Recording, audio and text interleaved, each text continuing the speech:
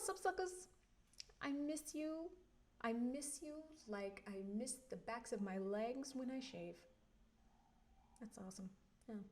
Anyway, if you're wondering where I've been, the answer is kind of everywhere. I've been drawing and painting and reading because those things make me happy. And we also just finished going to Panama City for a little bit. So it's been kind of crazy, but I'm glad to be back.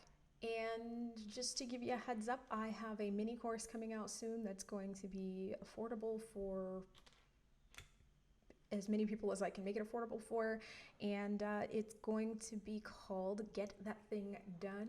It is a nice little class to kind of help you get unstuck if you are being held hostage by executive dysfunction. So if that's something that you're interested in, definitely keep an eye out. I will be telling you when it comes out. More than likely it's going to be July 25th. And that is it for the shameless plug of the day. So let's go ahead and jump right in to talking about 4 ways to help your ADHD organization.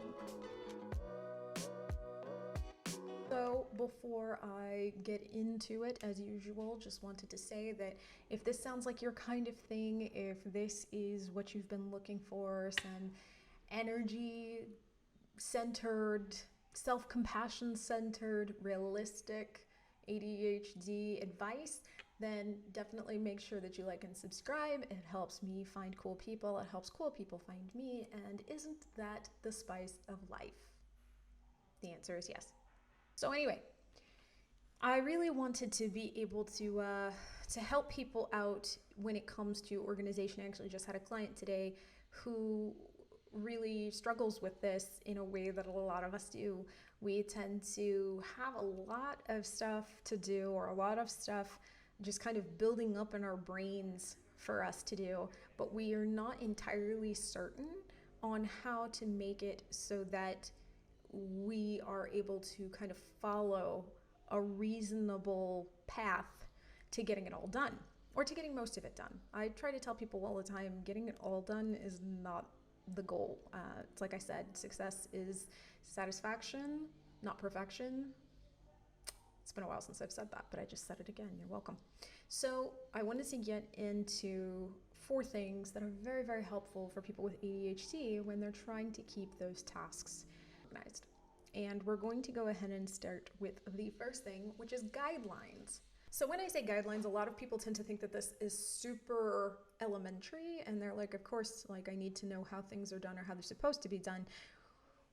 But when it comes to our own personal stuff or everyday stuff or even, work stuff, we don't always make sure that we have some good, clear criteria to lead us in the direction that we want to go. When we are not given clear and concise instruction, one of 2 things tends to happen. We either get super overwhelmed and wind up just not doing the thing, whatever that thing is, or we wind up trying to figure it out on our own because, asking for help, what's that? And we get so overwhelmed by all of the different choices that we just kind of try to go with our gut, and there's a 50-50 on whether or not that tends to work. So overall, what you want to do is, even if it's just for something simple like washing your car, you want to have some guidelines, some outline in place of what it is that you would like to have done. And you might be like, okay, well, it's like washing the car, like I want the car clean, obviously. Yes, but do you want to just clean the outside? Do you want to clean the inside? Are you looking to, put a coat on the outside so that it stays shinier longer? Or are you just really wanting to rinse off the dirt? Are you wanting to also clean the mats in the car? Are you wanting to vacuum the car? Are you really just thinking that it would be a lot easier if someone else just washed the car?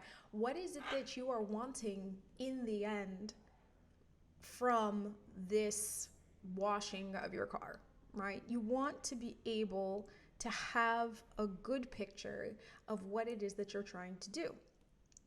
And if you're hearing this and you're like, I don't really see how that helps with organization, I mean, it's kind of helpful to know what all you are looking for from a project, from a task, in order to figure out where it's going to go in your day, in your personal time, in your calendar. For example, if you have a work project and you don't have straight guidelines or good guidelines to help you figure out exactly when you should expect to be done or what you should expect to have done, you don't really know where it fits in your day. Maybe it fits in a 2-hour window. Maybe it fits in a 30-minute window. Maybe it needs to be done yesterday. You don't really know. So knowing all of the different parts of something that you are trying to do is going to help you to figure out where you need to put this overarching task, this overarching goal that you're trying to reach. So next on the list here, I do not know why I made that face when I said list, but I can guarantee you that everybody who's listening right now as a podcast is going to be super thankful that they didn't have to see me make that face. The next thing is colors or other indicators. So when we are putting things down on paper or even in our calendars, there's a reason why you have the option to color code. And the reason is, especially for brains like ours, I want to take a moment to say that if you're like, why does your house sound like a haunted torture chamber? It is because my children are home from school today and they only have fun when they can be as loud as they possibly can. Silence is not possible. Quiet is not possible. I don't even know that they know how to speak with anyone, really, without screaming. So if you hear what sounds like tortured Victorian ghosts in the background, that is only my children. The tortured Victorian ghosts visit on Fridays. Anyway, so colors and indicators. The reason why that is helpful, especially for ADHD brains, isn't just because it makes it look pretty and customizable and interesting, even though that is a huge part. We sometimes get bored looking at things that are monochrome. It can help us to feel like things are looking more interesting and more exciting that way.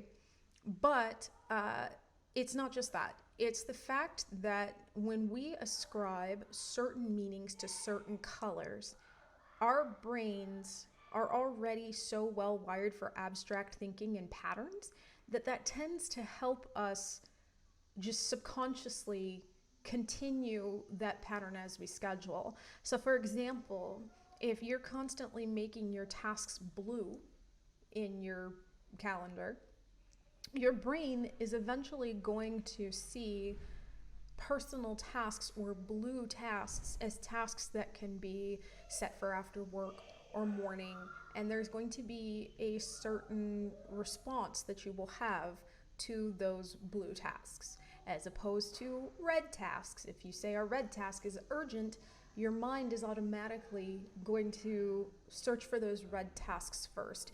So it kind of helps you in prioritizing, it helps you in scheduling, it helps you in figuring out where things should go in your day, making it so that those colors are speaking to another part of your brain that perhaps other people may not even be able to use. So it's a very helpful way of keeping things categorized, even subconsciously. Which brings me to item number 3. You need categories. Okay. And this is especially important to us because part of prioritization is knowing what categories come first and which ones can wait the longest. So if you're just kind of throwing everything down there and you don't have categories to put every task under, it's very, very hard for you to figure out what should be focused on when, how important things are, whether or not your brain is going to need to put forth energy and focus on this thing. However, if you are able to categorize your tasks according to I don't know, whether they're personal or work, or whether they're family or project based, or whether they are to be done in the morning or the evening, you will be able to you'll find it much easier to set up your day's calendar.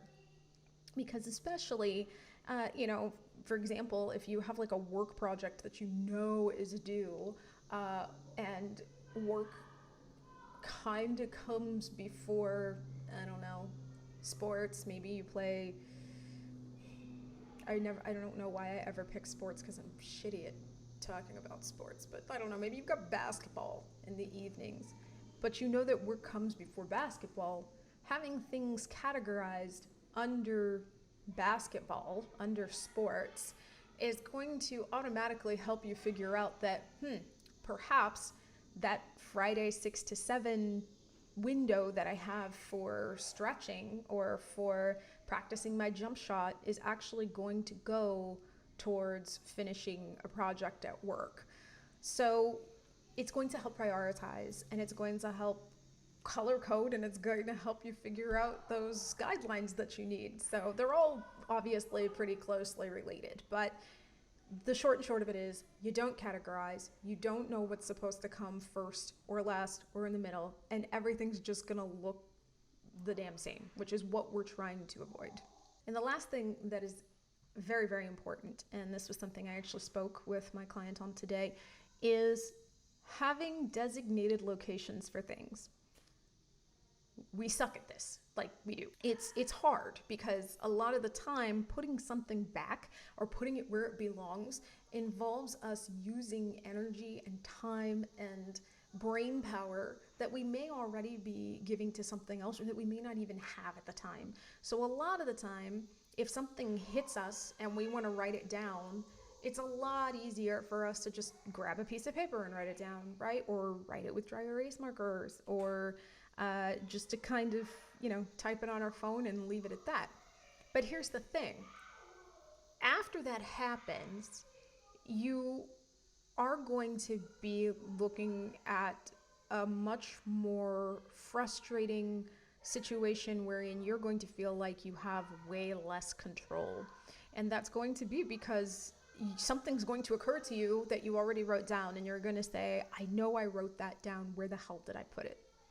And then the moment you don't remember, you're going to be really pissed at yourself because you lost it again, And we lose things enough without having to lose every good idea we have, every important thought, every important piece of information that we need to be keeping on us somewhere. My suggestion is that you have one place that you write your notes, one place that you put your mail, one place that you keep, I don't know, your pens, whatever, but it's always one place. Now, that's a lot easier said than done, and I don't want you to think that I'm saying that's simple. But even if you narrow it down to 2 places, or even 3, chances are that that's still going to make it a lot easier for you to find what you're looking for. And essentially, you're going to feel a lot less out of control and a lot less disorganized when those good days come, right? And when you're able to write things down in the same journal that you've been writing in for like the last 3 months, or when you're able to keep it in the same folder or on the same Google Doc. And I'm going to say right now, it totally and completely depends on how your brain works, so I don't want to push one way or the other. But I tend to suggest a more digital approach, because a more digital approach is definitely going to rely less on physical location. So like having the Google Docs app on your phone, which is available for both operating systems, both major operating systems, before anybody using Linux decides that they're going to like yell at me, or Linux. Now they're probably going to yell at me for saying it wrong, so I don't know. But the 2 major, which would be, the Apple operating system and Android, both of those use the Google Docs app. So writing your notes there, great idea. Because then whether your work computer is an Apple or a PC, whether your phone is an iPhone or an Android, you're going to be able to pass those notes between one another without losing them. But you know, that is just one option. You could also keep notes in a calendar app that you keep on you at all times.